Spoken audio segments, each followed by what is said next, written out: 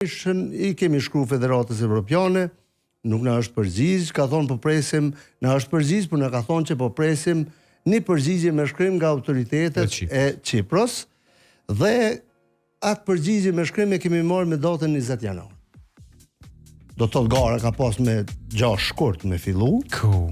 Na me 20 janar kemi marrë një përgjigje e cila s'ka qenë as pak e këndshme, në të cilën përgjigja e Ministrisë së punëve të jashtme edhe punëve të brendshme të Çipros ka qenë me 2 paragrafa.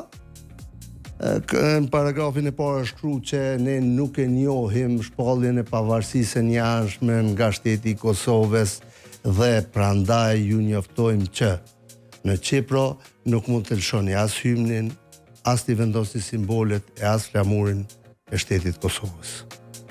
Edhe ku një paragrafi 2, që me qenë se ju e një antar të rregull të Federatës Evropiane, bla bla bla bla bla, mund të diskutojmë që të merrni pjesë me simbolet e Federatës në klapa, me flamurin e Federatës së Karates Kosovës.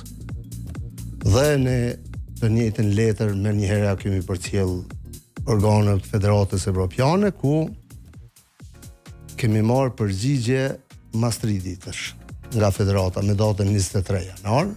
Kemi marrë përgjigjen e cila ka qenë në linje pothuaj të njëjtë me atë, pasi që ata kanë kontaktuar pastaj me Federatën e Çipros, kanë kontaktuar me autoritetet e Çipros dhe ata ju kanë thonë që maksimumi që mujë me bo është që mi vendos flamurin e Federatës.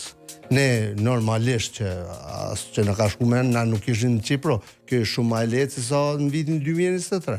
Kur veç keni udhëtu atje? Po, edhe kemi mbledh bordin ekzekutiv të Federatës Karates edhe kemi shqyrtuar gjendjen.